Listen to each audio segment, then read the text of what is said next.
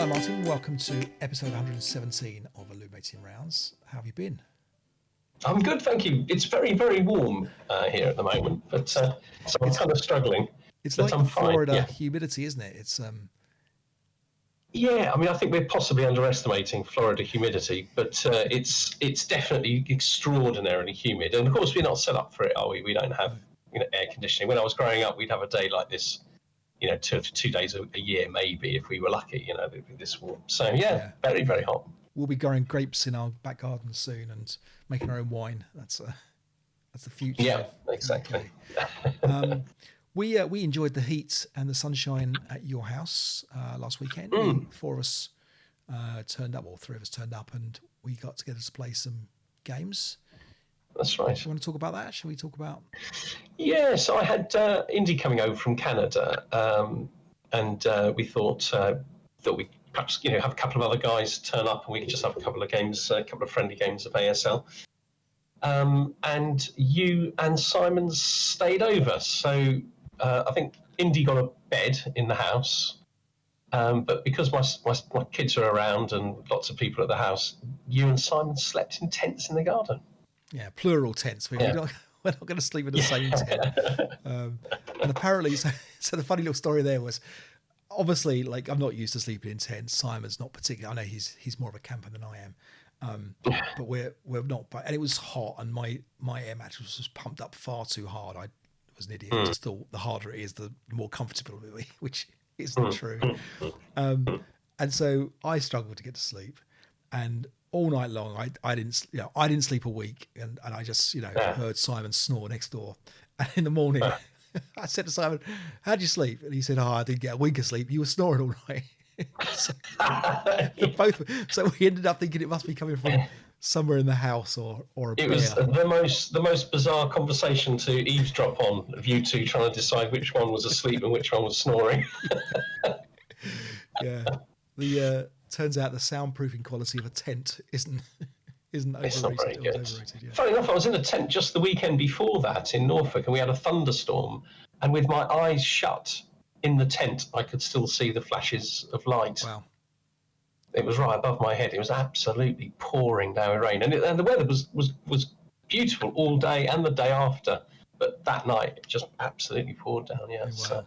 So not only is it not good for sound, it's not good for light either. Yeah. And you can tell we're getting old, because we got quite excited about this idea of like a 4-person 3 scenario. Like tournament is too strong a word, but get together. And we got there, and the beers were opened, and the burgers flowed. No one could be bothered to play. Exactly. We all got a little bit like, oh, ASL's a bit hard work at the moment. So we did manage two scenarios each. 2 games, yeah. And do you remember what we played? Actually, off the top of my head, I can't. Can you tell us? I can tell us. We played Death at the Cement Plant. Which was an indie choice, actually. Yeah. And that was an interesting scenario. So that was, I think it was the Russians, and they were all hunkered down in a big kind of like 2-story building at the back of the map, and the poor Germans have to kind of slog their way through it. And it ends as many of those scenarios do, with the Russians on as many levels as they can do, and Germans kind of flooding the area. How did your game go? I played Simon with that one, and it was kind of quite close towards the end. I won in the end, but it's one of those. Do you know what? Is it? Yeah, it's one of those scenarios which is quite difficult on the attacker because of all the rules about building control and stuff like that, isn't it? But it was good. I was kind of like sort of falling back. I looked over at yours. You look stronger than me. You had a lot more left, and big stacks in the building towards the end. I do remember what the other scenario was. It was Dying for Danzig, wasn't it? It was, yeah. So, yeah. But it was a good game. Yeah, good scenario. Absolutely. It was good fun. Yeah. So I played Indy, and I mean, just pulled back and got back into the building. Indy's quite he's a careful player. I don't think he likes to take too many risks, and so he was quite happy having a nice orderly attack that was very effective, and then suddenly hit this kind of literal brick wall of Russians behind, and he got into the building, but I don't think he got he kind of called it. But it was good. I mean, it was one of those ones where you struggle because of the counter density in the final kind of 2 turns. Yeah, or whatever. that's right. We were going to play a second game on Saturday, but we cancelled that and went to the pub bizarrely with my daughter, who came with us. Yeah, it was nice, really surprising. She had. I was surprised that she thought it was cool enough to hang out with a bunch of balding, fat ASL players, but she came along. Yeah. Well, speak for yourself. But she did finish your beer, so that was. She did. Yeah. She drinks quite quickly, which is worrying. Yeah. She has a practiced ability. She's 18, is she now? I think she's 18. She was good fun. And and that wasn't even the biggest surprise in the pub, to be honest. Your daughter out drinking you, us having a good time was all expected. The price of pints in your local pub, which was crazy. Yeah, it was. In fact, I think the local beer was £1.79. £1.79, which is outrageously cheap, isn't it? Yeah, I'm just noticing it's very dark in here. I'm trying to give a bit of light. Oh, yeah, that's better. Yeah. It's got yes, I mean, I think you bought the first round, didn't you? And it was £15. Crazy £15 for five people. That's good value. All having proper big drinks. You had a double gin and tonic, didn't you? Which is that'd be £15 in most places in London. I have literally paid £16 in Burnham Market for gin and tonic. So absolutely. It was crazy. So talking about good value, we'll talk about. Next scenario, by the way, quickly, we played Dying for Danzig. Dying for Danzig, I picked because I think it was one of your 2 options, and I can't remember what the other option was. But I'd played it 3 times, and I'd won it 3 times. So of course I love that scenario. That's the definition of a scenario that I like. But I've played it and I've won it with both sides. So we've played it before 15 years ago, so we didn't remember it. But we swapped sides. I do sort of remember it actually, but yeah. It's hard to forget when you see those flamethrowing tanks rolling tools. What I remember actually is the distinctive shape of the fortified zone as they call it. Yeah, that's right. And it has that little clever mechanic or feature of having those 4 half squads. So basically, the Russians are attacking this kind of, like I say, fortified. It's basically almost like a half a map board of a circular road with all the buildings inside it. And the Russians have these 4 half squads that are stragglers that are left behind. And I think you need one squad equivalent on the road or inside the zone at the end of the game. It might have needed to be one inside a building. I'm not sure. I think we thought that the road was okay. I think the road was okay. And it was crazy close, our game. So I got lucky in that your stragglers. Basically, I had some 628s that were holding off these 4 stragglers crazy over. I was over defending this kind of like rear end, as it were, to try and stop the stragglers coming in. And then your sniper just came along and just kept taking out all of these guys to free up the stragglers to do. It made it quite an interesting sub game, didn't it? Really, it how with these stragglers were going to sneak into a building or whatever. Exactly, and then you ran a straggler on the last but one turn, that would potentially be able to advance into not only would advance into the road, but also would DM a massive, like when you have at the end of the scenario, you've got 3 squads and a leader all DM'd that are desperate. They're not DM'd, desperately waiting to try and get a chance. Expecting, and you need them for the final turn, Yeah, exactly. And so I got lucky with I think I got a pin check on you to stop you getting onto the road, which was as good as not a win there, but a great turn. It's flipped it your way, a great deal. And then we had the last turn push, which you were well defended at the back. I mean, you were very good. So I kind of get overwhelmed by the number of options. It's too much to try and you were brilliant. You were like, well, look, you can ignore this guy and you can do this, and it was. I love to play people like that because they do all the hard work, and I'm just like, I can't do it. I can't. But it came down to I had a vehicle in bypass stopped in your hex, and it was the only thing that was going to get into that hex to try and keep him from not being good order. And you attempted the close combat and I think failed the patsy, or or maybe I fired as a winner. I can't remember. I think you failed the patsy. I think I did. And when it came to the close combat, all the other close combats were resolved in my favor, or at least I wasn't eliminated. And so you had to just win that close combat to win the game. And you rolled for anti-tank magnetic mines, got them, and then I was like, okay, I need a clutch here of, I need to find a rule that stops you getting them for being pinned. And we had that kind of question. And I was pinned, so I couldn't get them. Yeah, exactly. That was how it ended, wasn't it? Yeah, that's right. So because you rolled a 6 instead of a 5 on the close combat. So that was as close as it could get. Really, it was very close. Yeah. It was a very close game. Yeah, that's good. I think it's actually is quite a nice scenario. I always sort of moan that flamethrowers are too powerful, and there's 4 of them, including 2 encased in armor. Yep. So they don't suffer the normal problems that flamethrowers suffer. But actually, it is quite a good scenario. Yeah. I just think it's swingy. It is swingy like any scenarios with flamethrowers or OBA or anything like that.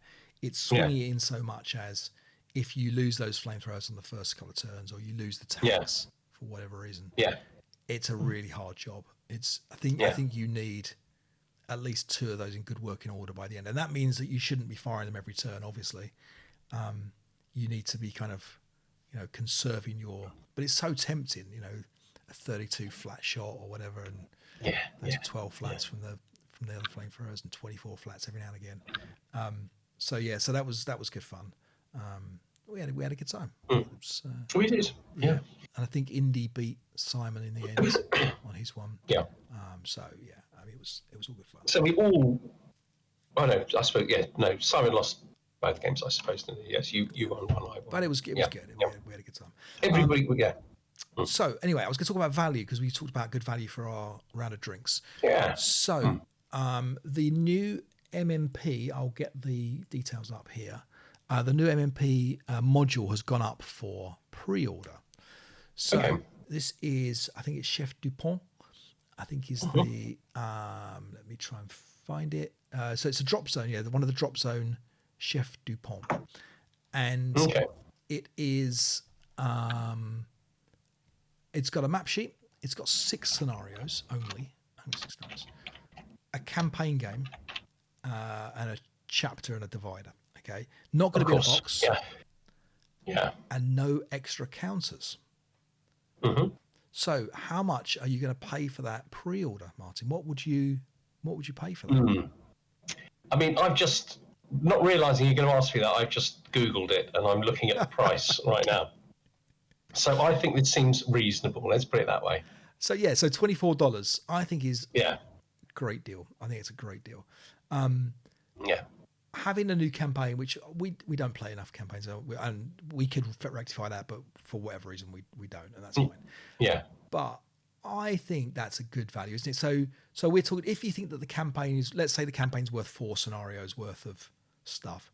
So 10 scenarios effectively in the campaign, in the pack, for a pre-order price of $2.40 per scenario is a great deal. It's a great deal. It's a nice little map as well. Yeah, we were. I'm presuming that's all bocage. Sorry. I guess so. Yeah. Now we were kind of less excited about Ponyri because it's an expensive product. This is kind of where I think I'd like to see ASL go more of, where we get to utilize as many of the counters that we've already got. We get to utilize as many, I don't know, other rules that we've already got, and then we can just focus on, if you want to have a hassle map and a campaign, that's great.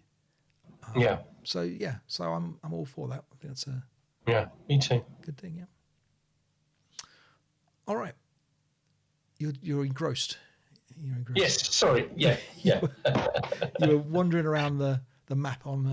Just enjoying. Oh no, I'm thinking about where to put my mines and everything. Okay. We've got to talk about the first round of the Elimination Rounds tournament. Yeah. We've also got, and I'm going to hold off and put this in next time because we've got a lot of content for this one. We've got Phil Draper and Tim Bunce have put together an excellent video for us with a scenario they've played, where they go into more detail about caves and stuff like that for the scenario. So we've done it in a 3 parts. episodic, if you like, video that we'll include. But we're going to include it next. Phil has sent it all to me. He's done all the work. But we'll put it into the next one to keep this one down to a reasonable length. But you and I have also played a scenario that we will be talking about anyway. So the next episode will be fairly quick because we've already played that episode. We've played the scenario. And we've got Phil's content to come. So look out for that fairly soon. Should we talk about this scenario then? We've got this scenario we've played for the Illuminating Rounds tournament. End of the line. It's a playtest scenario. Now, we've got a video from Tim coming up. Tim, who played Tuomo Akari.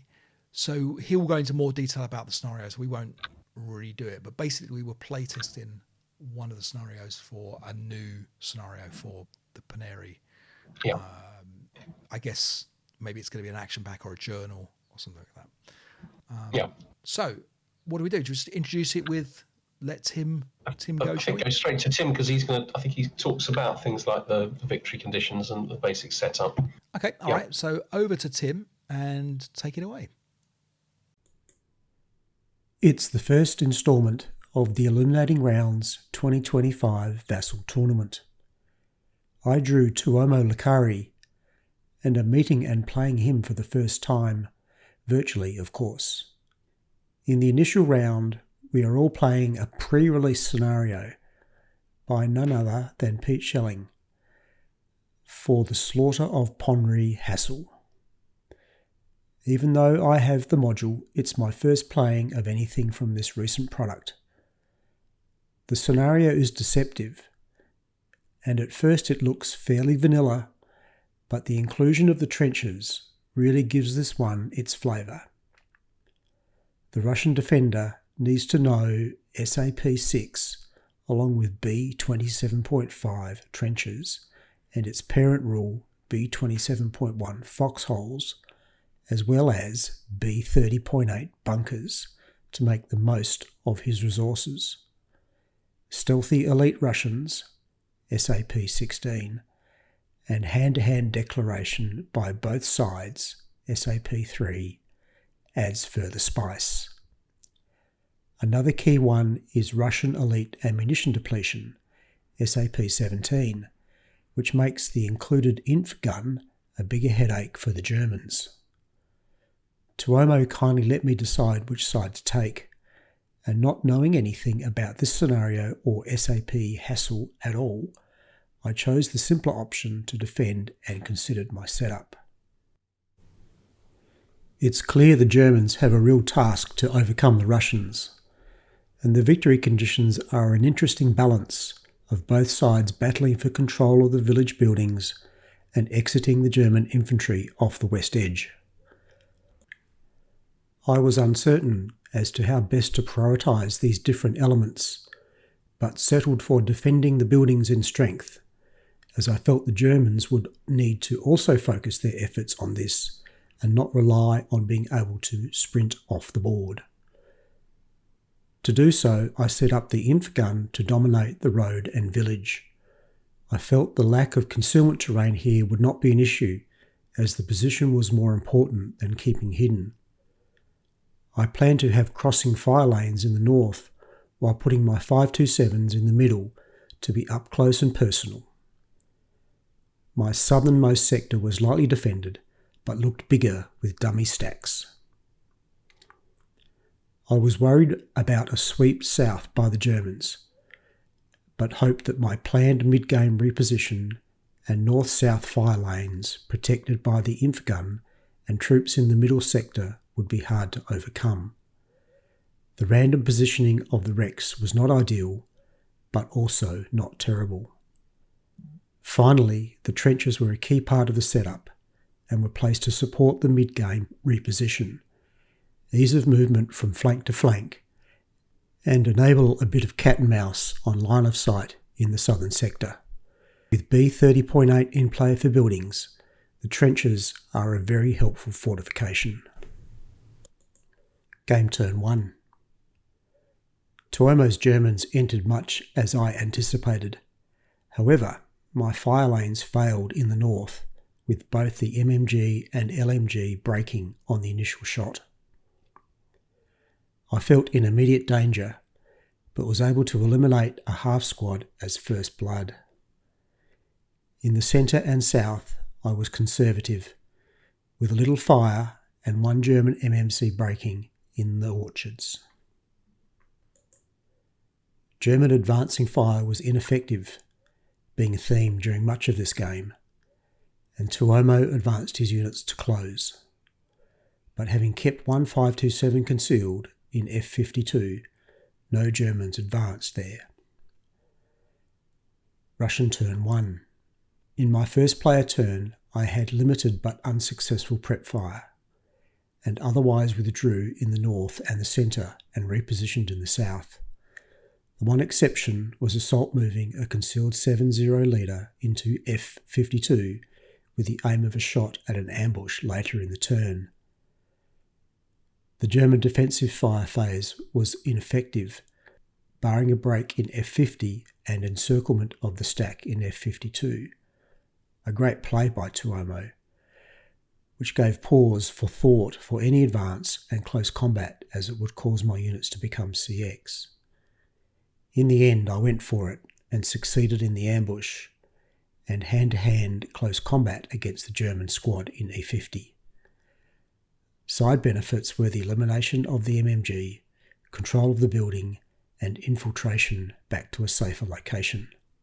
German turn 2, the broken Russian MMG repaired, and the German tanks laid down smoke, covering the German move into the village in the north.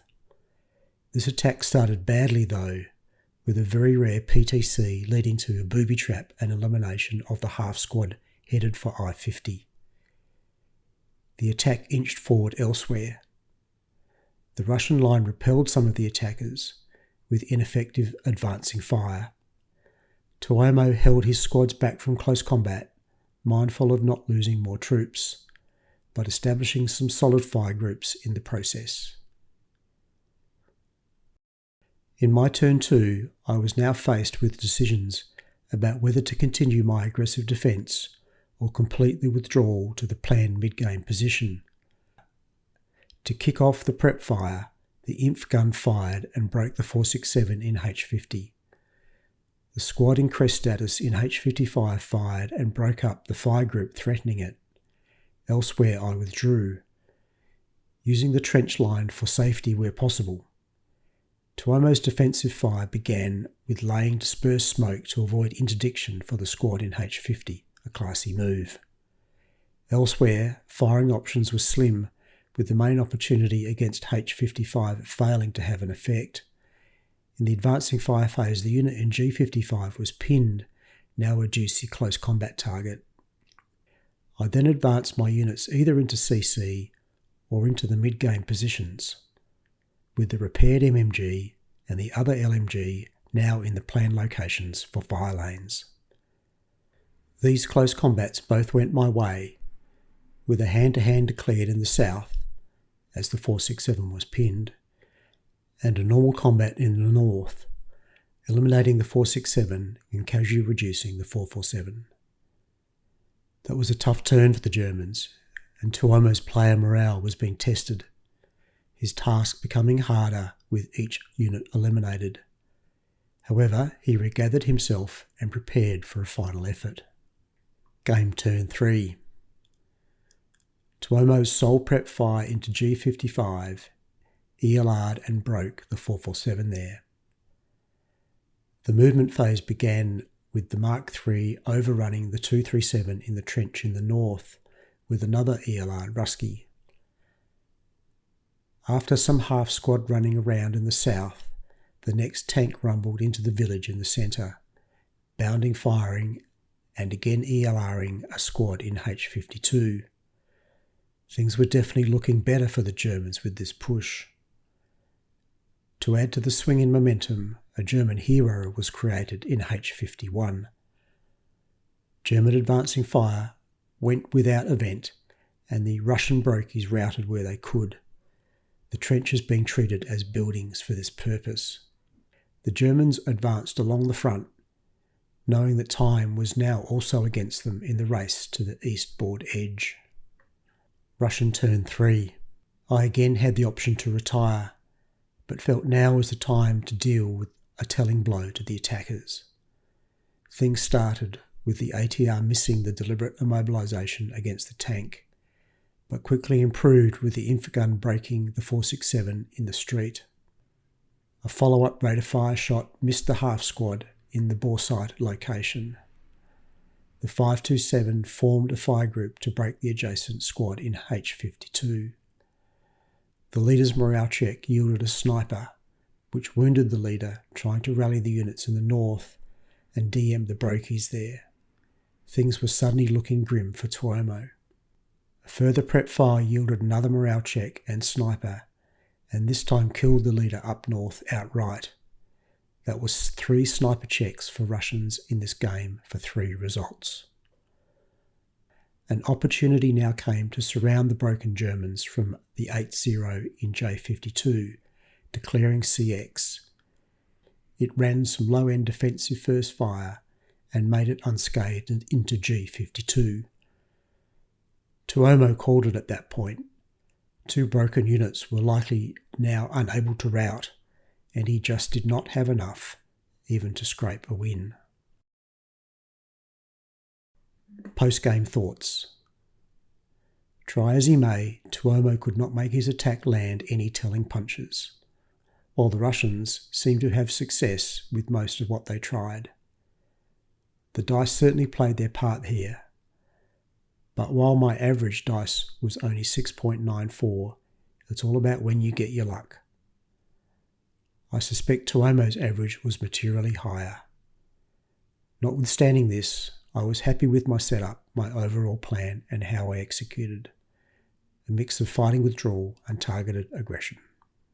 I will be interested to see how the other games go, and suspect the results will go in favour of the Russians. There really is more to this scenario than meets the eye, and it has whet my appetite for the published SAP module itself. So thanks to Pete Schelling for that. Finally, thanks to Tuomo for being a great opponent in the face of adversity, and, as always, to Dave and Martin for running the tournament and their ongoing support of the hobby. All right, good stuff. Thank you, Tim. Well done for putting that all together for us. Always good to see another scenario and how it went. So we'll do my one next. I guess it's worth noting that the feeling when Tuomo lost so convincingly, I suppose he lost in a good style, if you like, was that it was going to be tough on the Germans. That was the big kind of feel for this. Anyway, I took the Germans against Richard Webb, who by his own admission is a little bit rusty at the moment. Now he played well, but we'll see how I get on. I am the Germans in this one. Yeah. So, I mean, basically, in terms of my attack, what I decided to do was send a couple of guys along the bottom of the map to see if they could be my exits.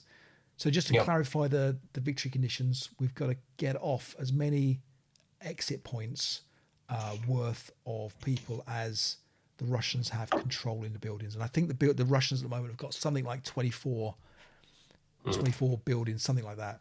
So you kind of really need to be aiming for the Russians to be owning maybe 5 or 6 and try and get 5 or 6 points worth off.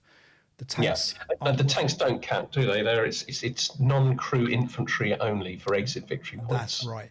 And the other thing is the tanks actually are a bit of a hindrance in terms of if you lose them, they're worth 2 points, and if they're immobilised, they're worth 1 point. Yeah.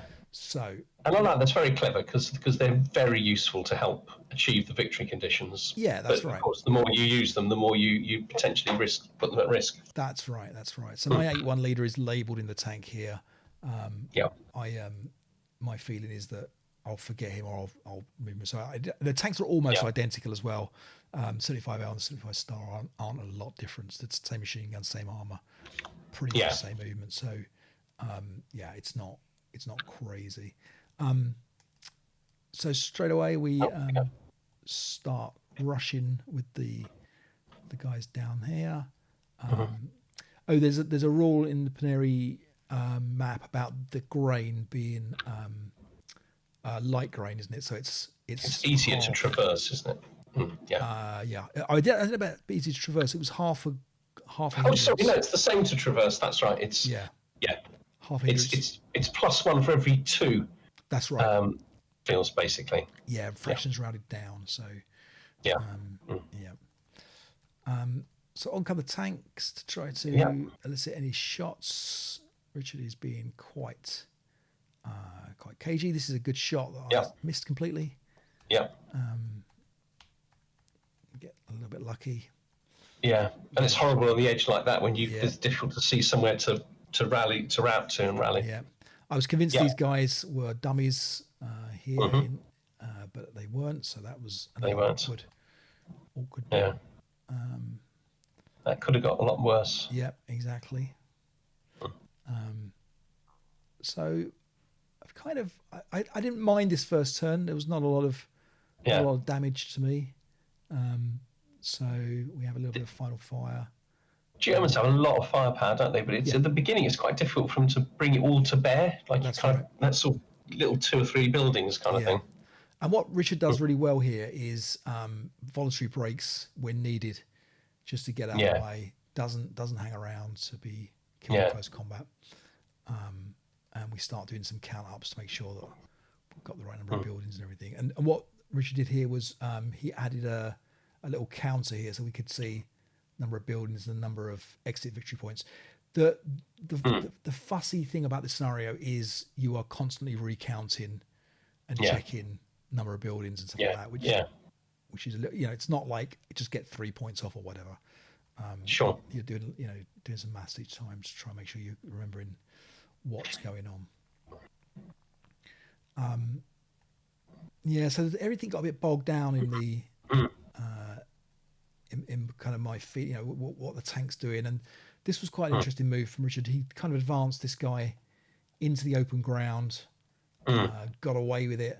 And this is going to kind of cause a bit of a problem for me because I really need to take this guy out. And and it's going to take you a turn on that sort of flank, isn't it, to sort of deal with that? And you've only got so many. And exactly, this 447 here can't really move. Zoom in a little bit, but this 447 can't really move. So we're a bit like, oh, okay, can't. And I don't doubt I'll take him out at some point, but it is it is tricky. Meanwhile, we've broken these guys here, and they've kind of been routing back. I suspect these guys are dummies. So this is quite nice. I mean, obviously, there's a fairly big stacks back here to worry about. There'll be a mortar somewhere. And in theory, there is a medium machine gun. But as we will discover later, Richard has forgotten to put the medium machine gun out. Oh, okay. So straight away, we prep fire the tank and we break the guys up here. Okay. Which is good news. Oh, that's a good result. Yes, yeah. Because that would have been a pain in your movement phase. Exactly, yeah. So it's a tricky advance, I think, for the Germans through these buildings. Yeah. In fact, you're doing better on the fields in a sense. Yes, yeah. The trouble is with the fields is you're not capturing the building, so you're exactly, yeah. You've got to kind of have that. There's a lot of final protective fire going on from this guy. Again, because you've got fairly good routes back with a route. So it's all okay. Yeah. The advances look okay. Oh, look at those advances. Yeah, very strong. Yeah. Okay, but you've lost oh no, that's the burnt out. I beg your pardon. The burnt out wreck is a part of the setup. That's right. Yeah. And that's a randomised setup as well, isn't it? Yeah, location. Yeah. So start to break here. I get a broken leader. I get another broken squad here. And he's making a bit of a stand with all this prep fire. Yeah, exactly. Yeah, I mean another broken leader, pin guy. It's another broken guy. This was a good prep fire phase. Yeah, it really is. Yeah. It takes courage, doesn't it? A little bit of balls to go right. I'm just going to fire at this. This is what I like to think. This is what people think prep fire should be all the time. Like prep it, suddenly the whole front line of the attack disintegrates, and you're quite happy. but I did break that squad back again, and they failed to rout. You got good leadership. Those Germans Yeah. will no doubt come back quickly. 4 leaders floating around. Yeah. So you get a little bit lucky with no street fighting here. Yeah. Break a squad here. So we've suddenly lost. There's his broken squad, my broken squad here from these guys in the trench.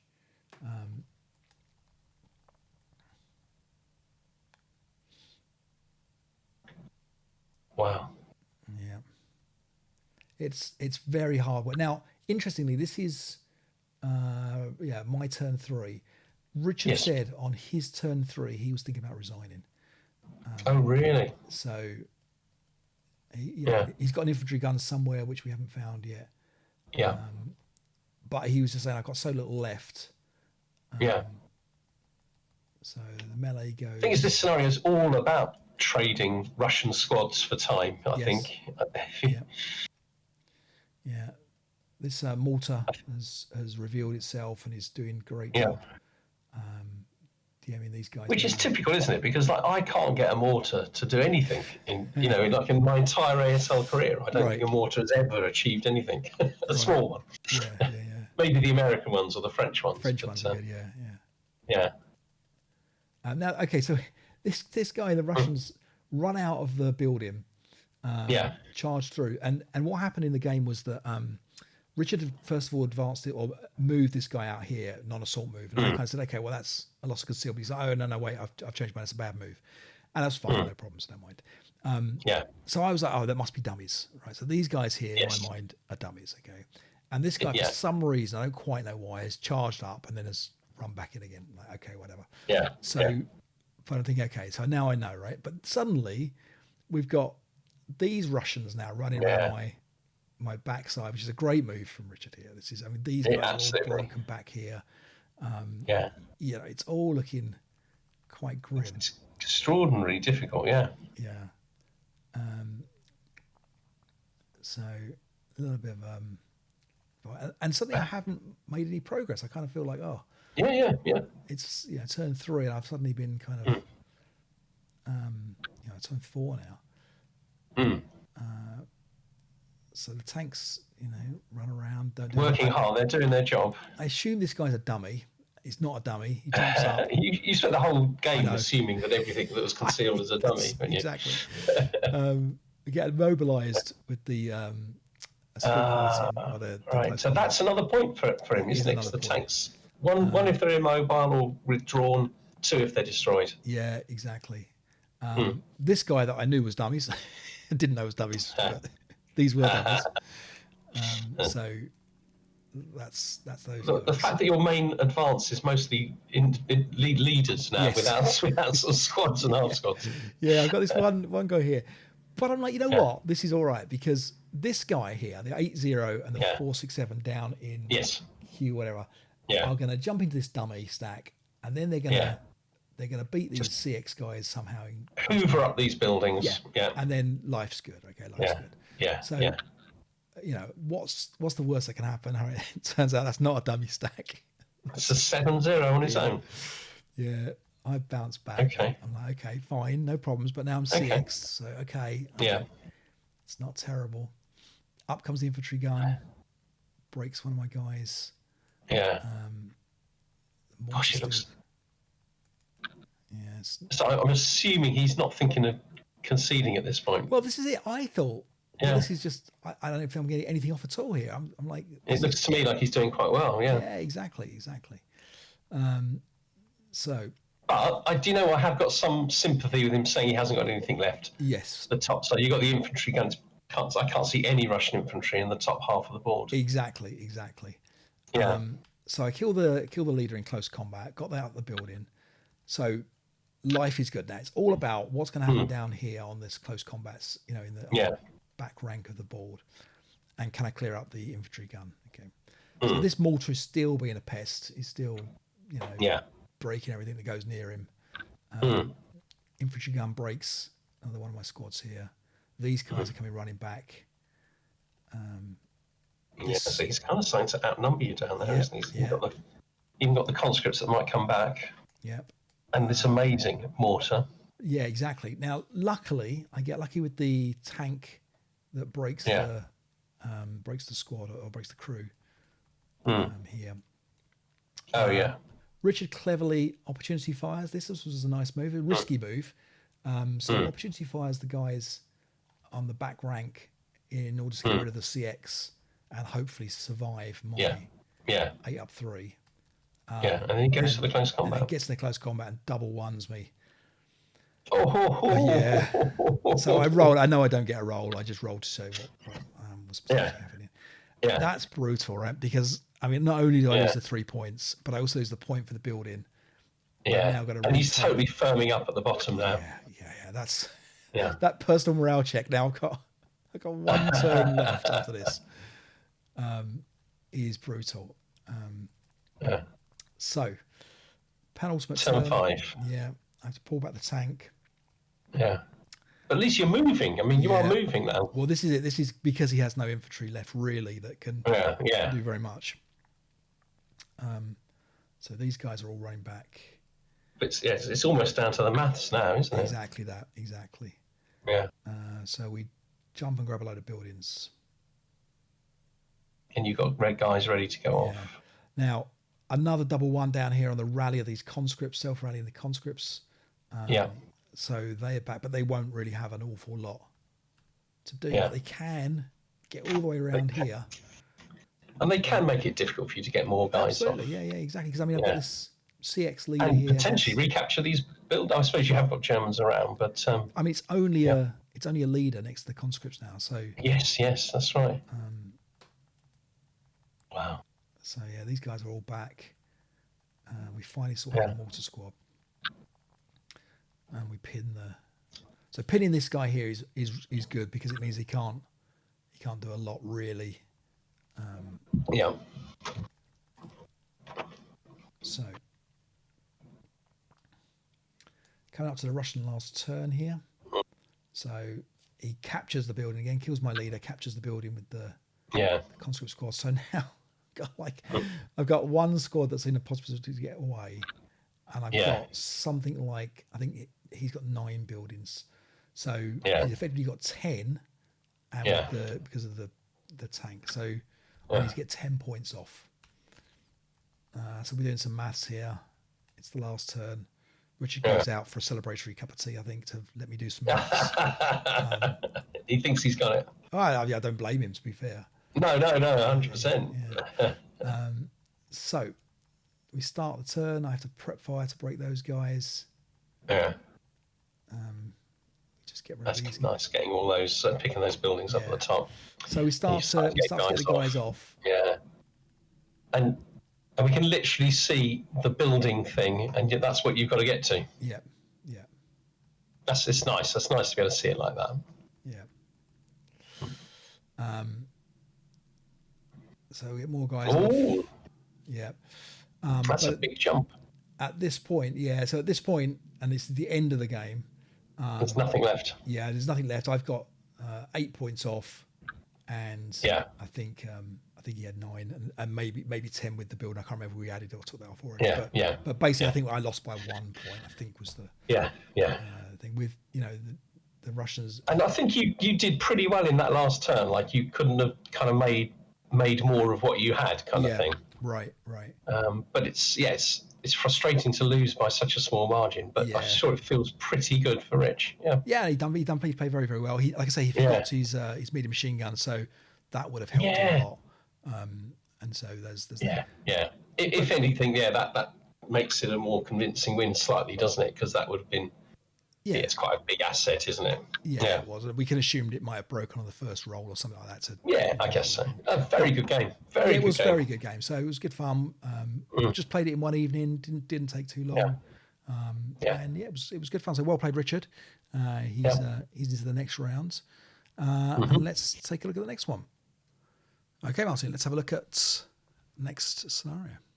Yes, so this is me against Rob Oller. I've never played Rob Oller before. I've heard he's quite a good player. Yep. But I've beaten Canadians before, so this is it's going to have a chance here.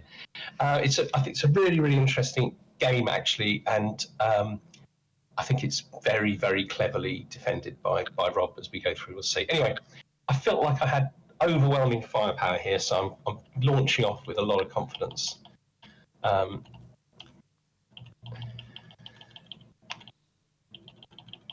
Plan is to mainly move through that village and capture buildings, very similar to you. Yep. And send a smaller force, I think, towards the bottom. Mm-hmm. And actually, not so much to get off, but simply to keep him honest down there. Really, it's more what they're for.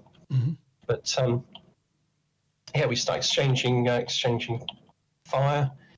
See, they've got these big stacks of 3 squads, all with leadership. But I can't really fire at much. Do you know what I mean? I kind of felt a little bit like frustrated, like I had all this firepower, was kind of unable to sort of bring it to bear. So this is the Russian turn, and what surprised me a little bit and disconcerted me was you see him falling back there, but he also. I like the way you check that line of sight 2 or 3 times. Yes. He's fallen back at this point, which is kind of what I expected him to do. And it's me and I sort of moving into the vacuum, I suppose. But it's really interesting when you're moving into a vacuum. You're not beating the Russians up, are you? Do you know what I mean? So you kind of just costs you a turn, but you get some buildings. Did you search down there? Is that what you were doing with the TIs? It must have been. Yes, I must have been concerned about the gun. Right. Yeah. So I'm not expecting to find the gun, but it's possible, and I want to bring the tank through there. Mm-hmm. So that was exactly what I was doing. Yeah. So again, I don't want to lose these tanks. Yeah, do you see? So this is my turn too. I think we've still got the advancing phase to go. But I don't feel like I've got far enough. Right, I agree. Yeah. Even though, he's vacated it for me. I've done very little damage to his force. Yeah. Now, my thoughts on the searching here is that the infantry is what's going to win the game for you. I know that the tank might lose, but the infantry gun itself is a reasonable job. It's not a huge chance of killing the tank. Yeah. And I'd guess it was going to be somewhere more in the buildings, but that seems a luxury there for you to be searching. Maybe. Yeah, I think that's perhaps a perfectly fair point. But we got to advances, and where am I? Do you know, I don't feel like I've made that much progress. This is turn 2. And what's really interesting here is that he doesn't really run away. Right. And I have got enough firepower to sort of deal with guys that are left behind, but it sort of takes a turn to do it. Mm-hmm.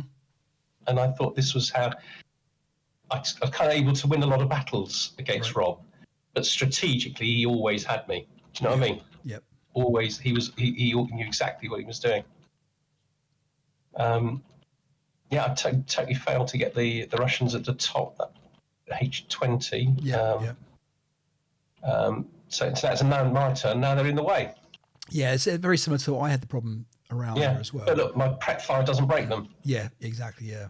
Doesn't even pin them. I mean, I've got guys getting in there, so close combat I'll get them, but that's very, very costly, I think. Yeah.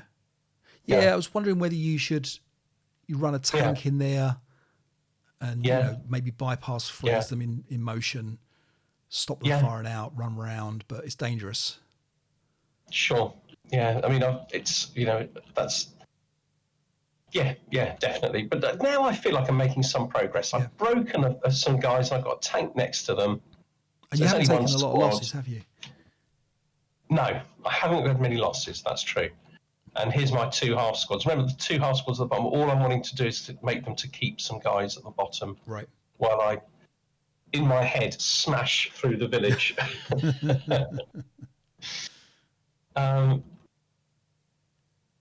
You see, this is for example where you want to be on turn 2. Yeah, exactly. Like exactly. And in fact, if I was on there at turn 2, it would have been a much better result. He's now moving back through this village, basically one building at a turn. Right. And I am breaking things, and I am causing him problems, but I'm just not making the progress. You see him advancing there. Advanced in his advanced phase into T50, J50. Yeah. I wasn't expecting him to do that. I was expecting him to pull back, but of course, it just causes me to lose another turn. Yeah, I mean, I say I'm breaking things. I've got the firepower to deal with it, but I'm already really, really behind. See all this stuff breaking.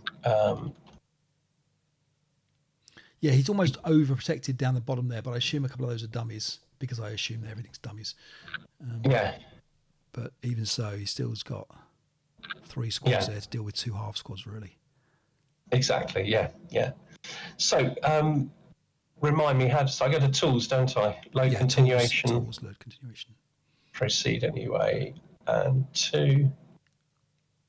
There we go. Okay, right, we're carrying on. So this will be our second session. I actually came back reasonably confident, but we'll see. I've just got a lot of forces. I've got a lot.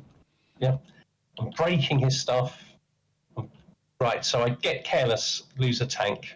Okay, right. Oh, this is the infantry gun that I said couldn't do a lot of damage to you. Yeah. And he was heading off to critical hit that he got. Absolutely. To L50, where I was going to keep all those guys broken. At least that was the plan. And we're going to have like 2 turns to just sail through this area. But of course, he's still got the medium machine gun at the back in Q12, is it? No, sorry, Q50. So I know that's the medium machine gun, even though he hasn't revealed it yet. But so he's still got that in the background. So it's starting to look quite difficult for me, I think. Right. Yeah, it's a nice place for the machine gun there. Is like a really nice. Last line, yeah. I always put my machine guns up too far forward, thinking I want to get a chance to use them.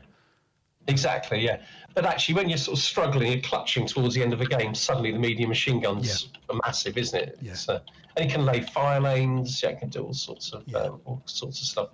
So I'm kind of even there. He's advancing, even at this stage, advancing into that trench in K51. Virtually everything he has is broken. Some of my stuff's broken too, but this force from the south that I was not worrying about, it's now moving into position to make it difficult for me to make the sort of final sort of run. And I think if I was really honest, I didn't do it, but if I was really honest, I'm probably struggling with the maths at this point. Right. Because I've only got one more turn after this. You see what I mean? So it feels like I'm winning some battles. Yeah. But there's no way I can win the war. Yeah. Yeah. Right, let's just go through his turn quickly.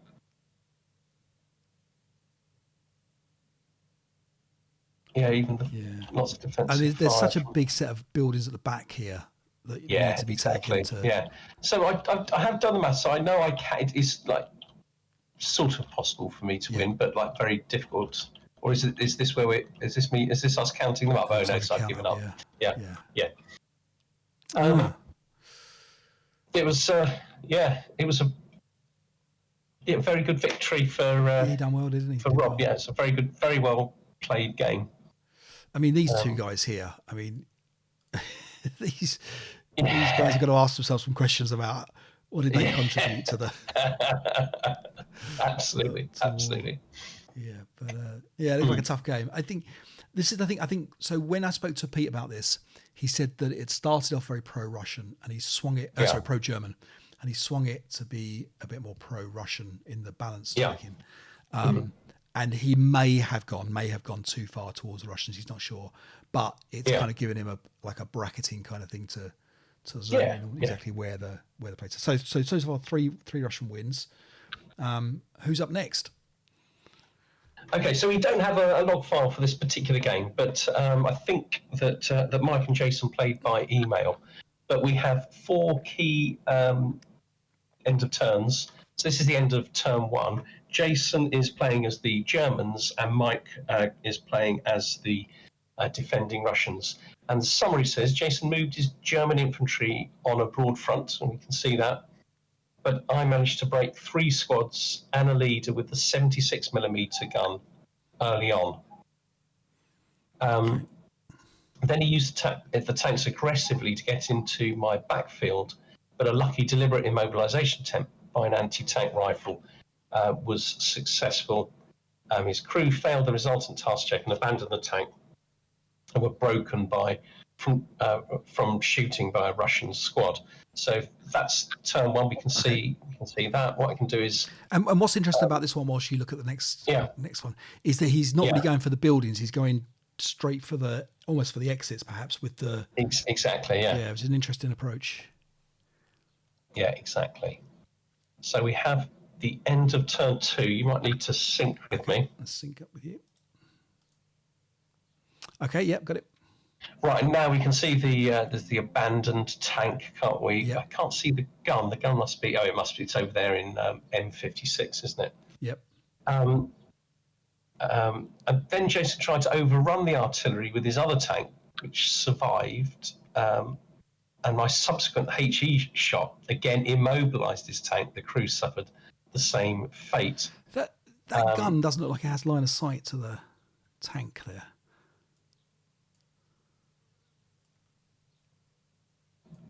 Quite sure. Yeah. Okay, but anyway, that's interesting, isn't it? Yeah.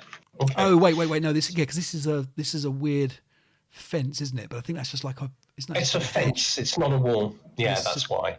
Yeah. But isn't that just a hedge, or is there a line of sight? No, I think. Well, I can tell you exactly what it is. I can look the rules up, but I think it's not. Doesn't block line of sight. It's more like a fence. Oh, right. Okay. I think. Yeah. Okay, so end of turn 3. Do you want to sync? Yeah. Let's sync up. You got it? Yep. So actually, you can see here the Germans are trying to make some progress through the village, and you've got the immobilized mobile tank actually in the same hex as the crew. But yeah, struggling, I'd say. Right. So end of turn. Oh, maybe this was the one that was done with the anti-tank rifle. Oh, maybe, yeah. Maybe. Yeah, this is the deliberate immobilization from the anti-tank, and this was the... Yeah, it was from the anti-tank rifle. Yeah. That's exactly what's happened, yeah. Okay, so the next one. So, turn 4. So do you want to sync with that? Got it. Yep. Yeah, okay. And basically, he says, without the tanks, Jason tried hard with his infantry to move forward, but my squads managed to keep them from advancing. My shooting was very fortunate in breaking his squads with relatively low firepower shots. Right. So, Mike's claiming a little bit of good fortune towards the end, just breaking lots of squads. Right. Yeah, it looks very tough at the point, doesn't it, for the Germans? Yeah, exactly. Okay, all right. Nice. So four big Russian wins. Yes. Yeah. Can we turn it around, Martin? Can some German wins? Okay, so the next game is Maresk Hall. Dave Maresk and Stephen Hall. Yes. Yep. Okay, so in this game, Dave Maresk is playing as the Germans, and very own Stephen Hall is playing as the Russians. So, excuse me. Okay, so let's see what happens. Okay, and the Germans a little bit further south this time. Again, it looks like a little bit of a push, not through the village. And Dave's already capturing a couple of buildings. Russians taking some shots, no effect. And he's got this little force coming up from the top as well, which is interesting. Yeah, and we've got the fire lane, which I don't think anybody else has used so early in the scenario. That's right. Steve. And this is still Axis turn 1, so it's advancing fire. Very, very bloodless at the moment. Yeah, but a good push from the Germans. Very good push, yeah. So this looks quite promising. That hedge line is so handy, actually, for the Germans on turn 1. So it's the Russian turn, and they stop their prep fire, effective prep fire again. Got the medium. Is that the medium machine gun that's covered over with the Yeah. Yeah. Broken units here, so.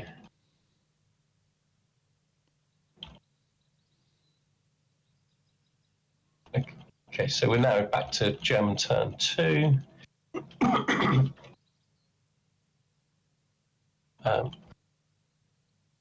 Definitely doing a good job with the fire lanes. It's one of those scenarios where you just don't want to be pushing forward, but you have to, and it's every move forward is just painful, isn't it, at this point? Exactly. But I think probably, like if you think about my game, this is a much more sensible attack, more serious at the bottom. Yep. You've really got to beat the Russians. And I sort of thought of it as a sideshow, but actually, I think it's where the Germans can win this. Prisoners. Do prisoners count double? I was going to ask the same question. I didn't know. Oh, because it's no quarter. So I don't think there should be unless they were captured in close combat. Okay. Okay. If there's no quarter, then this shouldn't have been. That was a mistake then. Yeah. Okay. Yeah, but I did have the same question because I tried to capture a squad. Right, I see. Yeah, I mean, it doesn't say anything about it, in which case the rules apply, don't they? So if you have got prisoners, I guess they count double. Yeah, so I don't know if they're infantry, though, so I don't quite know. Yeah, they're probably not infantry, are they? Yeah, okay. Yes, so Germans are dealing with stuff, moving forward. Allied turn now. So it's been interesting to see what happens with that DM squad. Yes, he's taken prisoners again there, so that's... Yeah.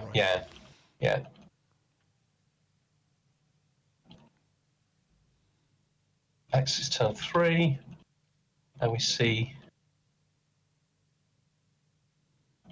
Germany using its tank very effectively. Guys moving forward. Yeah, suddenly the Russians look in trouble here.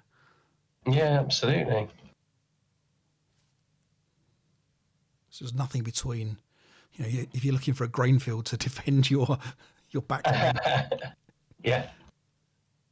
That was an impressive sort of advance by the Germans. Yeah, if you compare your turn 3 to this turn 3. Crazy, crazy better. And there's loads of prisoners, which is it's awkward. Yeah. It's awkward. Yeah. All right, the dummies weren't dummies. Yeah, no, but it looks like the Russians are in a lot of trouble here. Yeah. Everything's sort of broken. In fact, I think that's where they look like they're counting up. Yeah. So it's another German victory. Now, I think this is the game where the Russians didn't have a gun.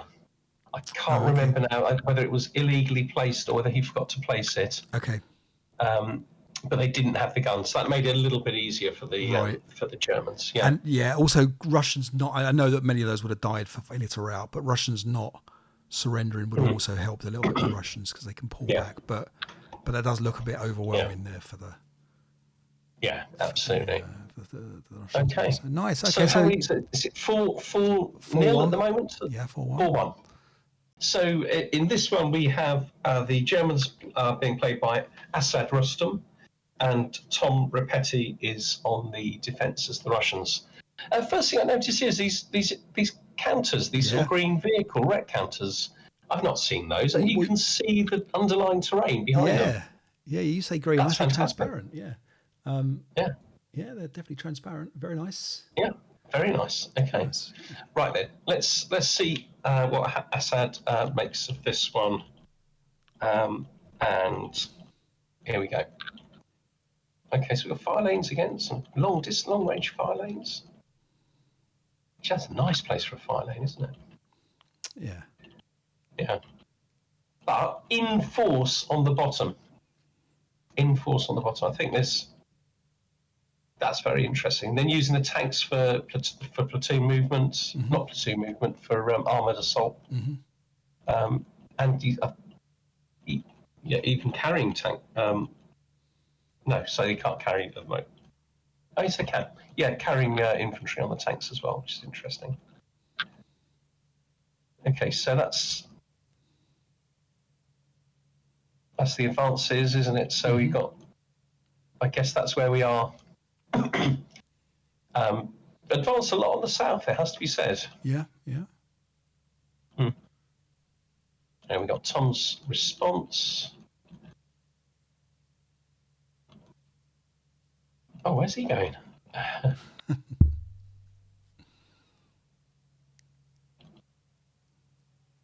It's a totally different use of those trenches. Yeah, that's interesting, isn't it? To kind of hold that line. That not many people were really attacking that line anyway. No.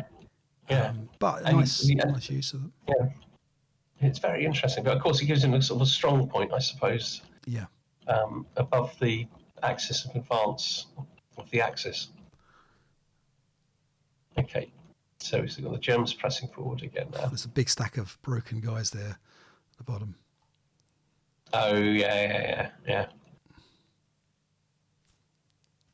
But if the Germans can get through this trench line on the bottom, well, they seem to be. There might be a lot of points potentially to move off. There's quite a few broken Germans.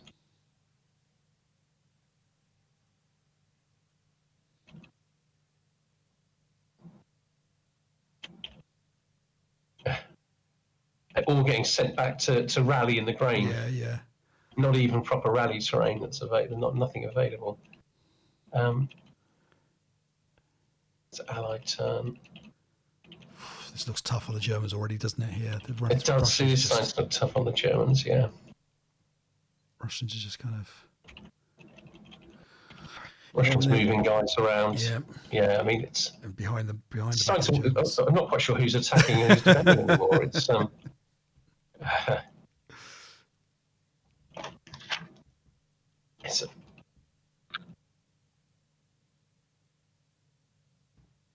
so I think they called it there. That looks like a well very defended. difficult for the Germans from this point. And I thought they were doing very well initially. Yeah, it looks like that light machine gun had a big effect at the bottom of the board. And they actually have captured the whole of the trench system around here. They're all German squads in there. Right, yeah. But there just isn't enough to keep the Russians busy in the centre, is there? Yeah, exactly. Yeah. There's almost like a path through here, but yeah. No, that looks 100%. Looks like a tough one. All right, okay, well played, Tom. Okay. Unlucky Assad. Yeah. All right. Any others we've got? Is it one more to go? There is one more to come. So this is... Okay, all right. So Andy Bagley and Paul Legg. Correct. Paul Legg attacking as the Germans, Andy Bagley defending as the Russians. Okay, and interesting. So, they're off. Interesting setup for the Germans. A real big push on the bottom. Yeah. Which I think might be the way. Yeah. So Andy Bagley is our reigning champion. He is indeed, yes. Paul Legg, the most most well-attended tournament player in the UK now. Oh, right. He hasn't played the most scenarios, has he? That's somebody else that has that, I think. Is that right? Is that still Nigel? I think it's Nigel. And I think that it's still Pete Phillips that has never missed a British tournament since the thing started. But but he doesn't enter the tournaments, does he? So I think it's right. Is that where Paul Legg's claim to fame comes from? Paul definitely has some claim. Yeah, definitely. Yeah, and of course he enters all of ours as well, he does.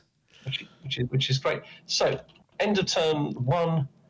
German very good advance on the south. Were there a lot of dummies? Did he come across a lot of dummies? That's obviously what's happened there. But also I think this is the right thing. He's got a significant force in the village. Yep. His main thrust seems to be on the south. Yep. I wonder if that's the right way. But then Andy's got it all defended. He's got all the trenches down there. Yep. Yeah. The trench line looks tough, yeah. It does, doesn't it? But there doesn't seem to be a huge amount of infantry in it. Yes, yeah. I mean, that's the problem, isn't it? Is the Russians won't feel like they have quite enough to deal with what is really a very strong German dummies force. Up the top there revealed. Yeah.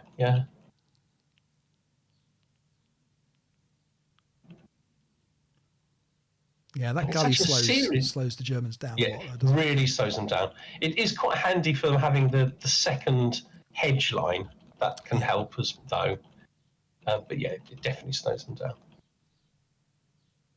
Oh, guns out. Off and takes the tank out straight away. Takes the tank out straight away. Yeah.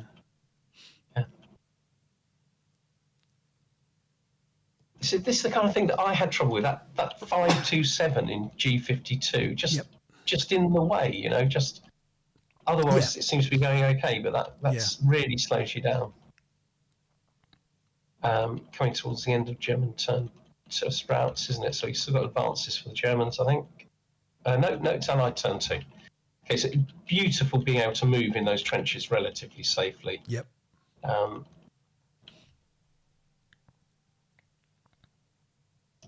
This must be final fire. Oh no, Russians are still moving.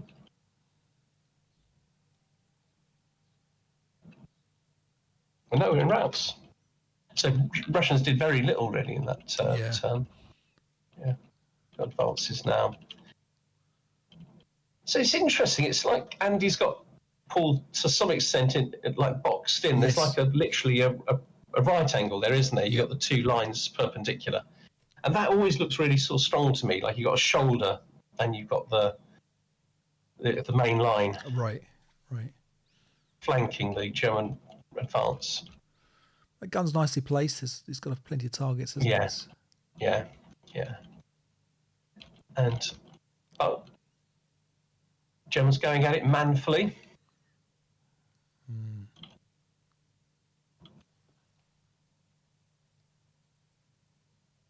And now the Russians are withdrawing, which is obviously, I think, the right thing. Yeah. Oh, they routes. They're routes, perhaps. Okay. Allied turn 3. Double 6 to hit. Yeah. See, the Russians still have another line after the trenches, don't they? Which is nice.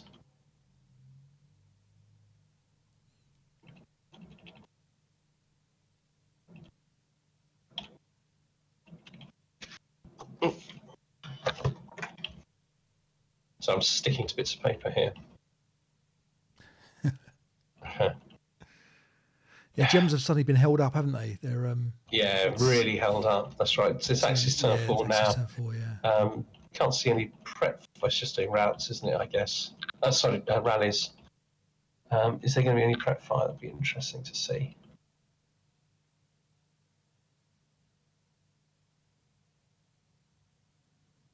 No, so you've gone straight to movement.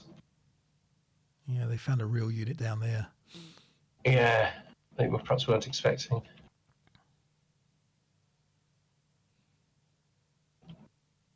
But straight into those, the gun's broken. Germans definitely move forward. I mean, I think, say, against my game, Paul's doing better in terms of his progress. Is that still a squad in the trench in K50? No, that's just a medium machine gun. Okay.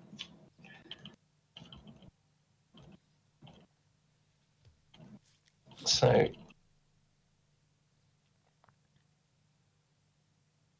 it's just this game's all about just perfectly pulling back at the right time but standing to fight the right amount.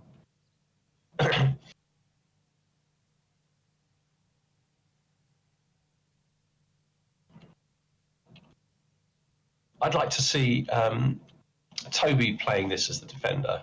Right. You know, the master defender kind of thing. Yeah. Because I think it's quite a sophisticated, it takes quite a bit of subtlety to defend this really well as the Russians. Right. Yeah. If you can get back on that back line, though, that back line is a nice line to defend, isn't it? Like last final building set. If you can. Yeah, exactly. So it's Axis turn 5. So there's one more turn after this, but looks tough. He's got units. It does look tough, but he has got units approaching the finish line, hasn't he? So we've got some very small control markers. Are they the smallest control markers? Oh my word! Yeah, I like those. Like little freckles. Yeah, I prefer them to the normal ones. Yeah, it's still Axis. So that's the advances for the Axis. Bit of close combat. Allied turn. So he's just going to be positioning himself, isn't he, to make the final run impossible. Very difficult, isn't it, to get it off? Yeah. But he does get a get defensive fire as an opportunity to perhaps break something or whatever. And we've got a couple of close combats going on. So right, this is it. This is the right. So he's got some guys that are going to get off. All right. We got some points there. Oh wow. So 2, 3, 4, 5. Yeah. Those guys won't get off. Mm. So I think it's what, 5? Yeah. Yeah, 1, 2, 3, 4, 5, 6, 7, 7, maybe 8. Mm. 1, 2, 3, 4, 5, 6, 7. I count. 7 points worth off, is it? I think so. 1, 2, 3, 4, 5, 6, 7. Yeah, 7 off. Yeah. And he's lost one of the tanks and 1. So that's 9. Oh, sorry. So how many buildings left? So you got 1, and rubble counts as well. Yes, it does. Yeah. I assume he's got those, perhaps those 2 at the bottom he's got though. So maybe the Russians have got 3 buildings. 3, 4. There's at least 4. 4 buildings. So do we know who's won this one? It looks like. So I thought Andy Bagley won this, and I think the reason. So my maths, they're even on the score. Yeah, that's right then. So the Germans have to get more off. Yeah. So, Yeah. Wow, that's very, very tight then. Yeah, that was extremely well played. Yeah. On both sides, I think. That was a really interesting game. Yeah, that was very close. Very, very close. And I mean, you know, everything's mopped up there from the Germans' point of view. You know, they've got yes, a break there at the end. The R50 guys. So in our final game, we have Rich Wiley as the Russians and Douglas Leslie as the Germans. This might be a bit confusing on when we're playing it through, but Rich placed a gun which wasn't in concealment range. I think he thought it was, and therefore didn't reveal it. So at some point when the gun's revealed, they're going to go back a little bit and to the point at which that gun would have been revealed. Okay, so here we go. So we have a bit of chat before the game, and here come Doug's troops. Oh, his tanks first. Wow, very aggressive. Yeah. Very aggressive. Yeah, I didn't think of doing that. Very aggressive. No, yeah. And there's obviously one of those was a dummy. Very useful information. Yeah, I assume the tanks would be better in amongst the city, trying to root out the guys out of the buildings, but they. But this looks strong. I guess the downside, they've got no. Yeah, sorry. They've got no targets, have they? And they're like defensive fire. Yeah. Assuming that these guys are kind of. Yeah, but this is a very different defence from the Russians from the start. It's a further back defence. Yeah. You can see most of the strength is at the back. Yeah. Which is interesting. And Germans able to sort of brush aside the sort of early defenders. But a big gap in that grain field in the back there. Yeah. Big gap if the Germans can get through that. The thing is, it does give them protection, doesn't it? It might. Mm-hmm. I know they're only light grain field, but nonetheless, there's quite a bit of protection for moving under fire. Yeah. This is obviously Allied turn at the moment. No, I think this is German turn, isn't it? It's just they've not moved on the counter. Germans pressing forward on the top. Really interesting to see how this one plays out because it's such a different defence. Was that an overrun? Didn't do anything. I think they were already broken. I thought they were broken already, but they were, yeah. Yeah. I think he just went through the hex. I don't think it was an overrun. That's the infantry gun, isn't it? So it's not in concealment terrain. But obviously they've played it on. So yeah, Germans just pressing forward, capturing a few buildings. Great line for the Germans. It really is, isn't it? It looks very professional when you're able to keep it like that. Like you know what you're doing. And we've got some tank's broken. being really. Of course, he knows where the infantry gun is. I think we had some terrible. We got some broken. Is it a broken? Oh, it's first fire. No, the first fire. I thought they were broken. It was broken on those guns. But it's just first fire counters. Oh right, yeah. So yeah, I guess knowing where the gun is now is helpful for the Germans.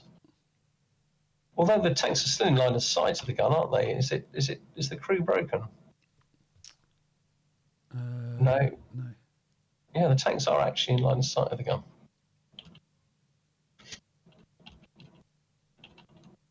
Okay, Axis turn 3.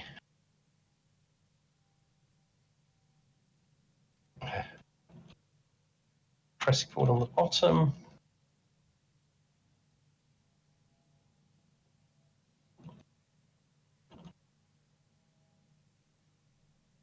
Off. The double one on the overrun there. Perfect. And that could have ended differently, but again, still moving forward, really, really disciplined sort of advance. You can get all those really powerful shots, multi-hex fire groups. And I hate it when my opponent does that to me and I don't know what to do. So it looks good for the Germans here, doesn't it? It does, doesn't it? Yeah. I think this is the best it's looked for the Germans. Yeah. But there's still lots of Russians about, I think, under those trench counters. Yeah. But, yeah. Yes, this is the Russians repositioning in their turn. German shot, taking their defensive fire shots, I guess. Real thorn at the top, the forward Russian. T-50's still just hanging on there. Okay, German turn 4. Okay, finally broken that. Releasing the guys that didn't prep fire.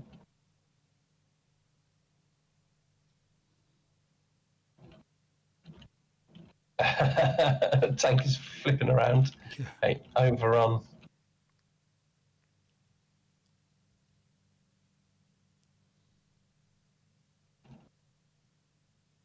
Yeah, the Germans in so much strength coming forward like that. Right. But there is still defended. There's still Russians in the way. And 2 turns to go, is it? Yeah, that's right. So this is their advances.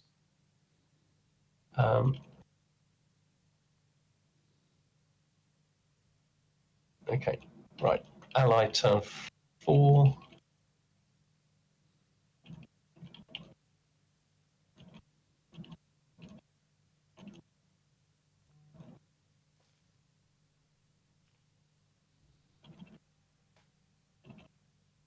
Not sure what's happening. Okay, right. So now we've got the defensive fire, and you can see Russians breaking all over the place. Or a few Russians anyway. Yeah, that's the routes. But yeah, there's still Russians in position. But yeah, they've got, the Germans have got 2 turns now, haven't they? Yeah. To see what they can achieve. And it's funny because I said to Pete, my kind of feedback was, well, it looks like the Germans might need an extra turn, or they need some help. Yeah. And then you look at something like this, and you think, wow, okay. Yeah, he's doing it quite convincingly. Yeah. Yeah. How can you balance scenarios when you see results like this coming from 2 different? Exactly. Yeah.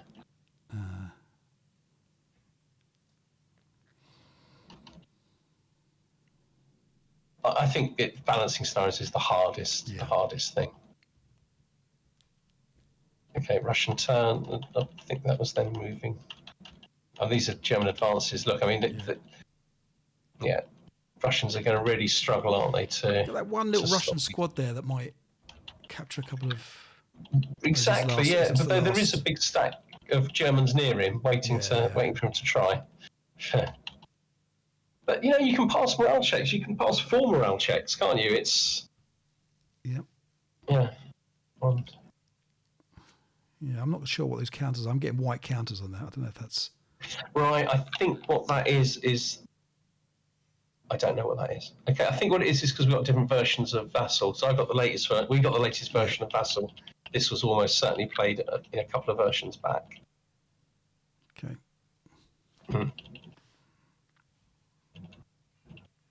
Looks like a first. Is it a first fire kind of counter? It might be. I think it probably is something like that. Yeah. Anyway, Germans going off. This and they control a lot of the buildings. I think this must be close to it. No tanks lost.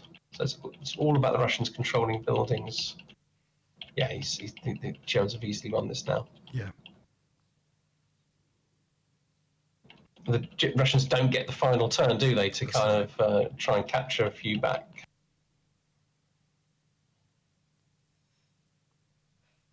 I'm slightly surprised I'm still pressing the button. It must be... Yeah, some close combats there got cleared up. Now they're just discussing, I think. Yeah. So there we go. German win. A clear German win. Well played, Doug. So, okay, that's interesting. So we had, was it six Russian wins, Yeah. 2 German Two wins. German.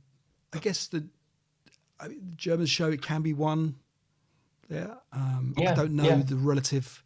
I know Rich plays a lot of games. He's definitely got a lot of games logged on the archive, so he's definitely an experienced player.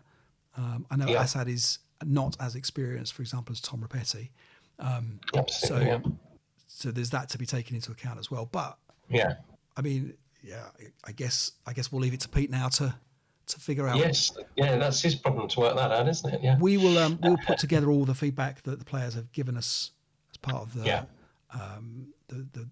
kind of the report from the playtest, and hopefully that gets into an action pack or a journal at some point soon. Yeah. Thank you to everybody for playing that round, and the next round has been drawn. The all-seeing, all-knowing archive has done the draws this time, and I can tell you that it's Doug Leslie against Robert Oller, it's Mike Grogan against Danny Bagley, Richard Webb against Tom Rapetti, Tim Reed against Dave Moresk, and that's the winners bracket. But I'll be sending an email out to everybody else so that we will get to follow the whole tournament. Yeah. If they want to do that. So there's more, and we're going to do an action pack playtest for the next round. So we're going to help out MMP for that one. Fantastic. So we'll look forward to something interesting there. Yeah. All right. We're going to have a look now at the four of the rules for the ASLOC mini tournaments. We were going through those with Toby as well, taking a look at those. I'm going to grab a cup of tea. So 2 seconds. All right, so back to the Grofaz rules and the optional mini rules that I guess some people might think are potential play testing for potential version 3 of the rules, if ever that happens, blah, blah, blah. And we're going to learn something today that I didn't know, that I don't know if you knew, but you just told me about on this I one. didn't until I just looked it up, yeah. Right, okay. So number 16 on the list of exciting potential changes that people could optionally opt into on this set of rules. A search and road bonus. So we add searching at the end of B3.4, which effectively means you can't, but you could currently use your road bonus and then your extra 1 point of movement points that you could use to carry on going on the road. You can use to search at the end, which is an amazing loophole. So I suspect that is genuinely Rupert. I think possibly if you tried to do it, someone might argue that you weren't moving on the road, but you take defensive fire in that hex, wouldn't you? So you are moving in the road. So without it being put down as an exception, I think the rules as they're written are you could use it for that. And what was even more interesting was that you can search across places that you might not be able to get to. So for example, we had so Indy was telling me about his search. So searching is broken, by the way. Searching is a very good thing to do in in a highly concentrated, concealed environment. You at the loss of probably a half squad, you will potentially reveal everything, find hips, bits and pieces.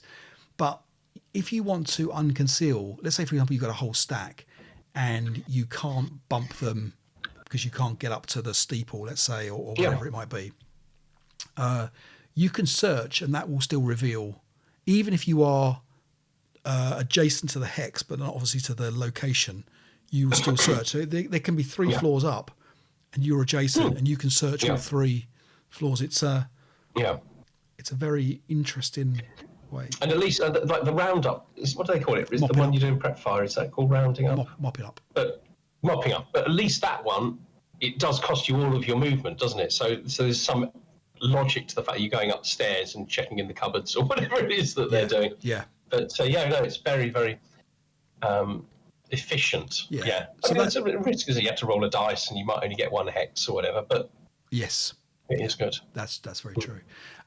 Okay, so seems like a logical thing to add there, as a just should be really there. And I guess, like we've talked about before, like standards are written in blood and this kind of stuff. These kind of things are written because someone has come along and done this, and has been like, well, hang on a minute, this can't be right. Would it make more sense if it was locations that you got to search? I think so, yeah. Because then, you could still search up to the steeple if you roll well enough, but you wouldn't be able to search the woods at the side. It does seem that's what makes it overpowered. I think is that it's so many locations. The problem with doing that is that in theory you should have to trace a line to get there rather than just go straight to the steeple and ignore the 2 locations in between, if you like. You might have to it might get a bit wordy like that to do that kind of stuff. But absolutely. Okay. So this looks like a good one. Go on, good one for version 3 of the rule book. Yeah. All right. Are you talking about this one, number 16 or number 17? 16. Yeah. 16. Yeah. You're right. So 17 potentially as well, because I think this is a bit of a loophole as well. Smoke and white phosphorus mortar rate of fires. You don't retain rate of fire when firing smoke or WP. So I think this may originally have been an oversight, but I think it's a part of how the game's played now. Do you know what I mean? I think the problem is it's very, very unbalanced when you suddenly have, let's say, a rate of fire of 3 with a big 81mm mortar, lay smoke, and then fires, to hit and as well on an effect, whatever it might be.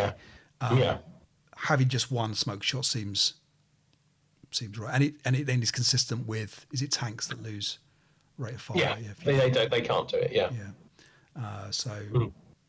I guess to me that doesn't seem unreasonable.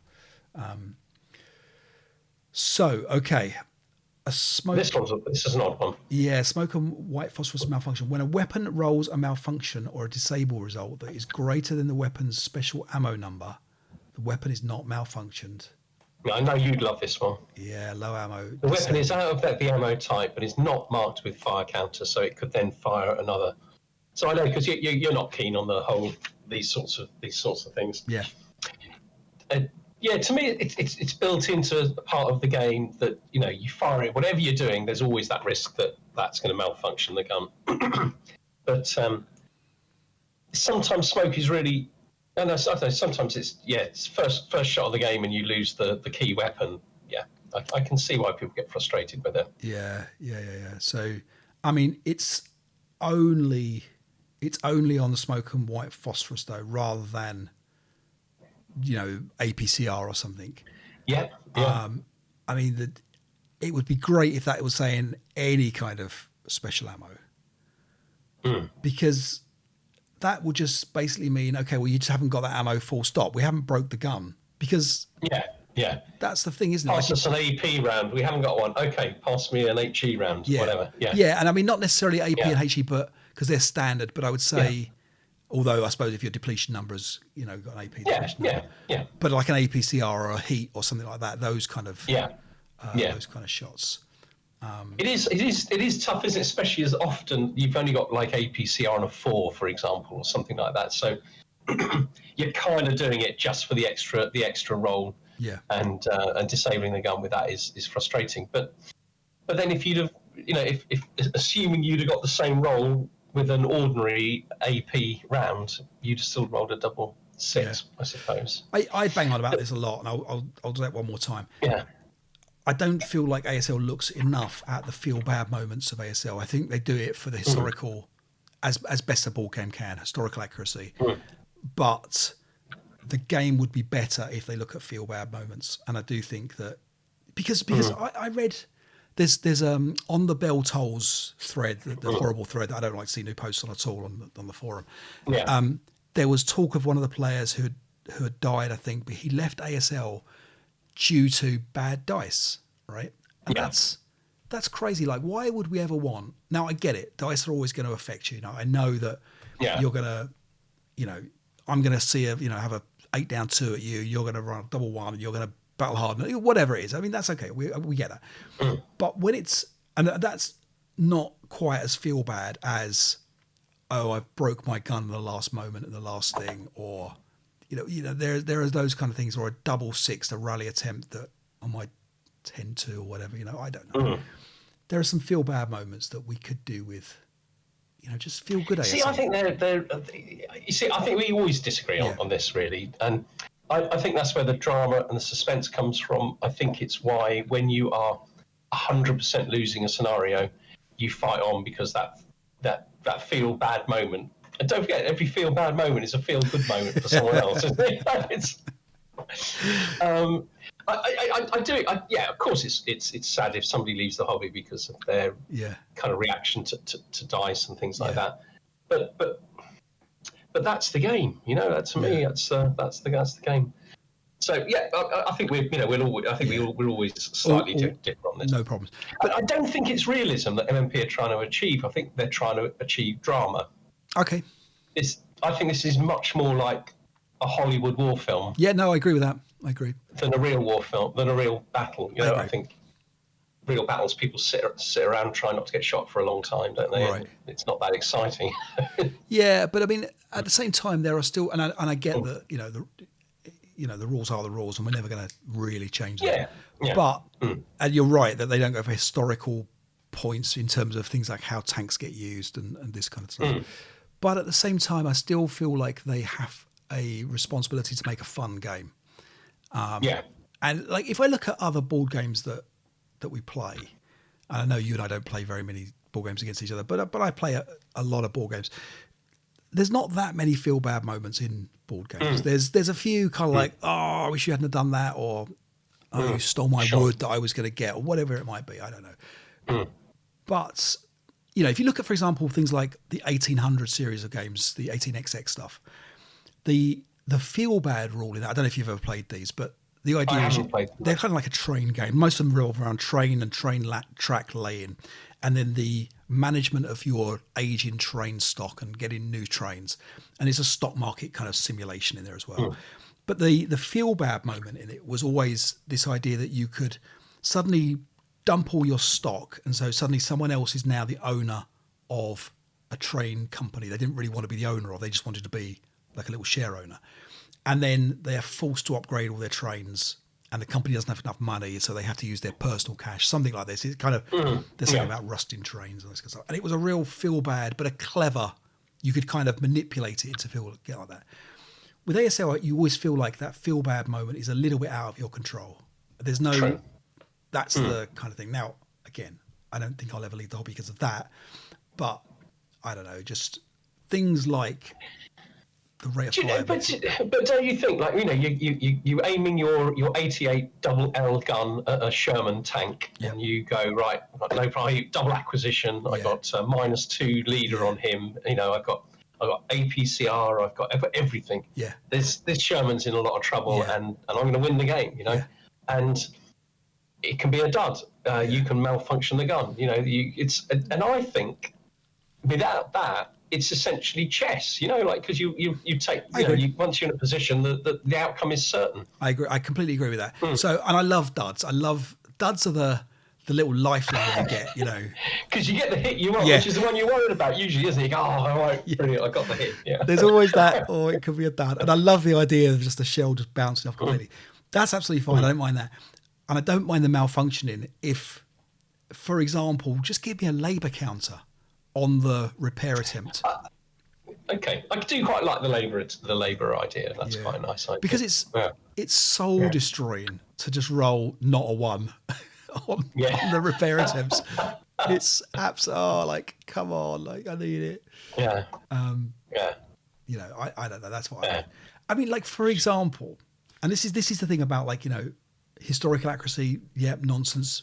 But a crew in the middle of the battlefield getting out, for example, to try and repair their tank, obviously, nonsense wouldn't happen. But for drama and gameplay, right, wouldn't you love to be able to see the ability of a crew to be able to jump out of their own tank to try and fix the immobile tank?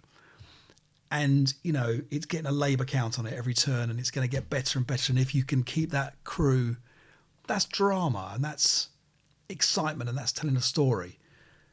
Instead, we've got, he's immobilised. Oh, now the crew have run off. Oh, okay. There's that side of it. That I don't know. That's where I'd like to see a bit more drama. Stories that come out of that kind of stuff. But anyway, we digress. Yes. But look at the next one. We've got wall advantage. This is a grudge one, isn't it? So this is because of blockage, isn't it? So units that are fired. Units that are fired may not voluntarily give up wall advantage unless required to do so. Vehicles may not voluntarily give up wall advantage until they expend a start movement point or they successfully make a motion attempt. Yeah, like you say, go on. Oh, that's it. That's the situation where I think this is controversial. Is that you're able to fire when you have wall advantage over a blockage X side, and then immediately disappear out of line of sight and light of fire. Exactly. So I think if you want to change this, you have to do a complete you can't just change that little bit and the blockage rules are different and blockage is no longer as easy to defend. It has to be a part of a full rewrite of the blockage rules. Right. In my opinion, this would no doubt cause other problems with scenarios that already exist. Yeah. Do you think that it's all just too complicated, the blockage stuff? Like I know that ASL is a complicated game. I mean, could it have not just been something along the lines of, bog check to go through and, you can't advance through it perhaps if there's a squad behind it. I don't know. There might be some, I don't, unless you're 2-1 or something. I don't know. But could it just, it seems like a lot of rules for what is essentially a little bit of a finicky kind of section. And it puts people off playing blockage scenarios. I mean, there are definitely people that won't play.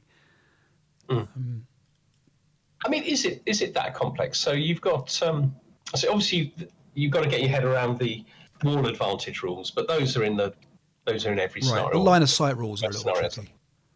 Line of sight rules are a bit funny, yeah. I think tidying up. I don't think it's over complex. It just needs concealment. Tidying up. Concealment stuff is a bit weird as well. You keep getting concealment through it. You keep getting concealment. You can move without losing concealment behind it, even in line of sight. But what they're trying to do is make it good to defend, isn't it? They're trying to make it easy to defend because historically it was difficult to. Right. Otherwise, you just got tall hedges. And I think that Jim Bishop talked to us once about the fact that actually it makes it easier, and maybe Toby makes it easier for the attacker to attack through blockage for probably similar kind of reasons where they can advance. And I'm sure Jim's written some pieces on this where you can kind of advance, take the fire, drop wall advantage, go out of line of sight, etc., etc.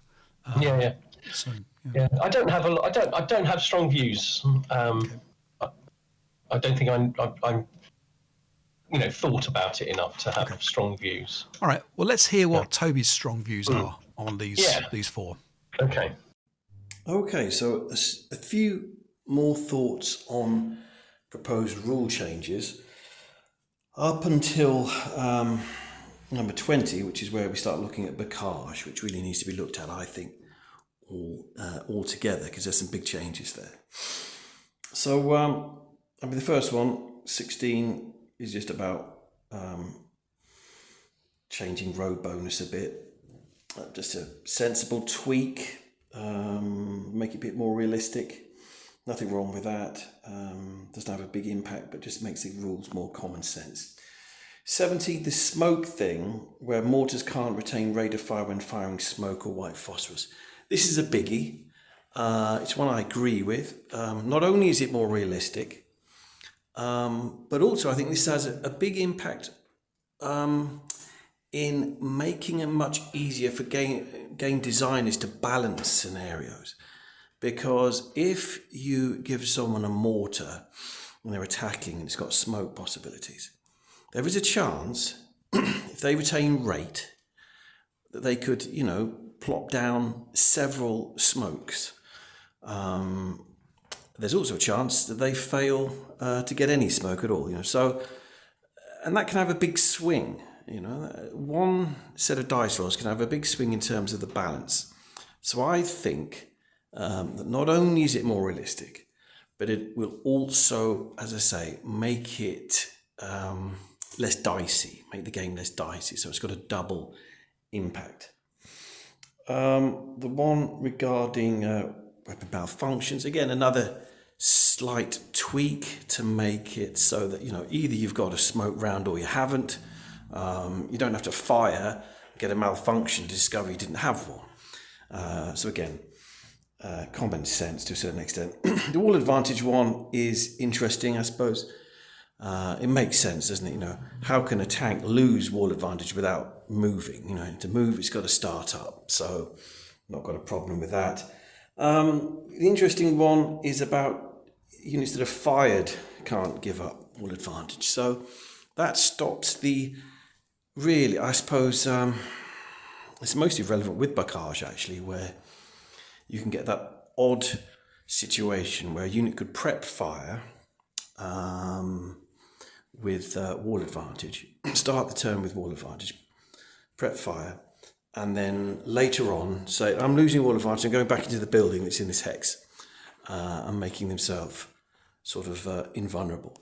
So as we look at the Bocage changes next, that will be interesting. So I'm not against any of these. I think they're all good and sensible. I particularly like the smoke one because it makes the game less dicey, more balanced, and easier for a game designer to work out the balance for. And that's it. Yeah. All right. Well, we caught Toby in the bath there, I think. Yeah, but the balance issue with the smoke, I think, is a very good argument about the fact that you could potentially have 6 or 7 smoke from one mortar. Yeah. I can see it, or none at all. Yeah. And how do you balance the scenario when you've got as big a difference as that? Yeah. No, agreed. Mm-hmm. All right. Okay. So yeah, we'll get into the Bocage next week. That'll be fun. Let's look forward to that one. We are going to be playing Melting Pot. Is it? We've played and we Bulk by example. I think it is. Right. Yeah, bulk by example is right. Yeah, Melting Pot was last time. That's right. Yeah. So we've got that to look forward to, and we're going to go through Phil and Tim Bunce's scenario as well, which I'm looking forward to in a 3-parter. I'm looking forward to that. First of a 3-parter. That's going to be good to see. So big thanks to those guys for doing that. Thank you to Toby for his contribution. Thank you to Tim for putting together his video. Thank you to Pete Schilling for letting us use his scenario for a playtest. We hope we give some good feedback there. We'll collaborate all that feedback and pass it on, and we'll play to all the players in the tournament. Thank you to all the patrons for all their contributions. We have a big thank you to our latest patron, Diane Spangler as well, who's joined the fold. So thank you, Diane. You have access to the nice graphics now on Scenario Archive, and you are welcome to join in the tournaments next year. And also you get access to the quicker setups that are on each scenario. So thank you again to you and to all the patrons. Yes. Anything else, Martin? No. I think I'm going to go and dip myself in a cold bath with ice and things like that now because I'm dissolving. Yeah. I was going to say make yourself a gin and tonic, but you in a cold bath with ice is almost like a gin and tonic, isn't it? You can sweat out the gin. Sweat the gin out. Yeah. Create the biggest gin and tonic possible. I've got to say, gin and tonic is a good call. I might have to pop out and do some grocery shopping later. Good. Grocery. Well, lemons, Yeah. Okay. All right, buddy. Take it easy. Thank you again to everybody, and we'll catch you next week for the next episode. All the best. Cheers. Bye.